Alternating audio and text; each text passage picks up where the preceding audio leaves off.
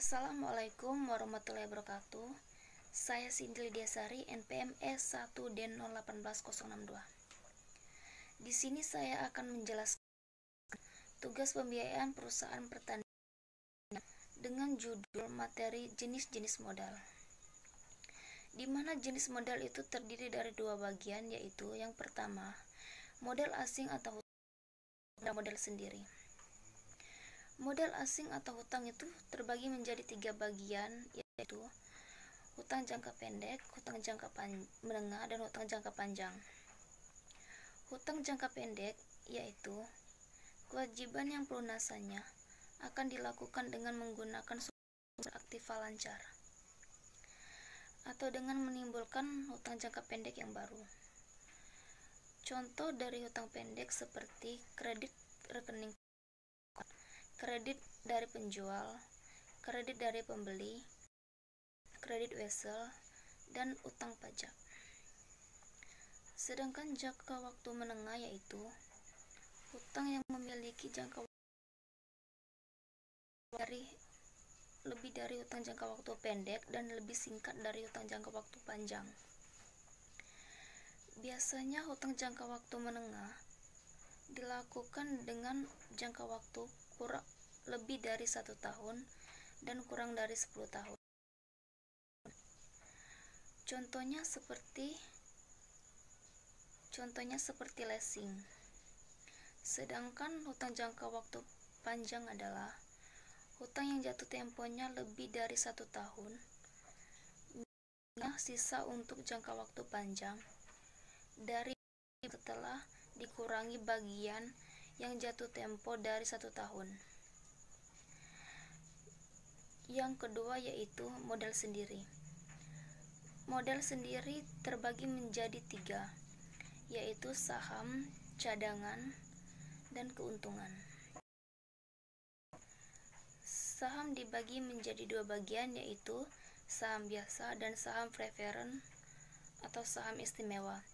Yang mana saham biasa yaitu memberikan keuntungan berupa dividen pada saat perusahaan mendapatkan laba dan memiliki hak suara.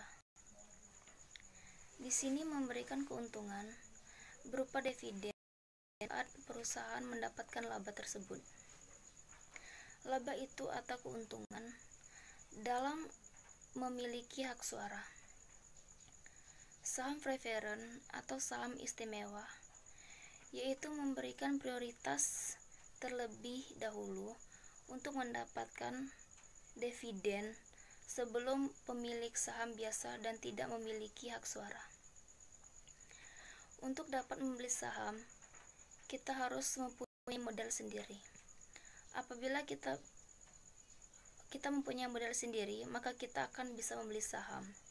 Contohnya seperti gedung, perusahaan, atau bahkan properti lainnya. Sedangkan cadangan adalah di mana kita mempunyai uang, akan tetapi kita belum bisa untuk membeli saham tersebut. Maka uang tersebut akan kita simpan untuk cadangan untuk keperluan kita pembelian saham lainnya. Dan selanjutnya adalah keuntungan, yang mana saham yang kita beli itu menghasilkan keuntungan yang sangat besar dan dapat melakukan pembelian saham-saham yang lainnya. Di sini juga ada sumber modal, yang mana terbagi menjadi 2 macam, yaitu modal internal dan modal eksternal. Modal internal yaitu keuntungan yang ditahan atau penyusutan. Misalnya keuntungan yang ditahan adalah akan tetapi belum sampai kepada tangan kita, atau masih ditahan oleh suatu perusahaan. Sedangkan penyusutan yang mana perusahaan yang kita kelola itu mengalami suatu penyusutan atau bangkrutan. Yang kedua adalah modal eksternal. Modal eksternal itu bisa berasal dari bank, supplier, perusahaan leasing, dan pasar modal. Modal eksternal yang mana modal yang kita dapatkan dari luar, seperti kita melakukan pinjaman terhadap bank. Adapun aktiva lancar dan aktiva tetap, yang mana aktiva lancar yaitu suatu pinjaman yang kita pinjam perusahaan itu bisa dibayar dengan tepat waktu. Dan aktiva tetap yaitu suatu hutang yang kita miliki tidak akan menambah bunga atau menambah hutang.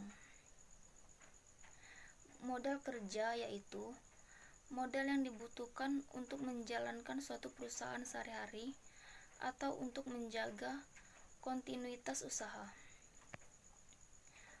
Usaha perusahaan contohnya untuk membeli bahan baku, membayar tenaga kerja, dan untuk membayar hutang dagang.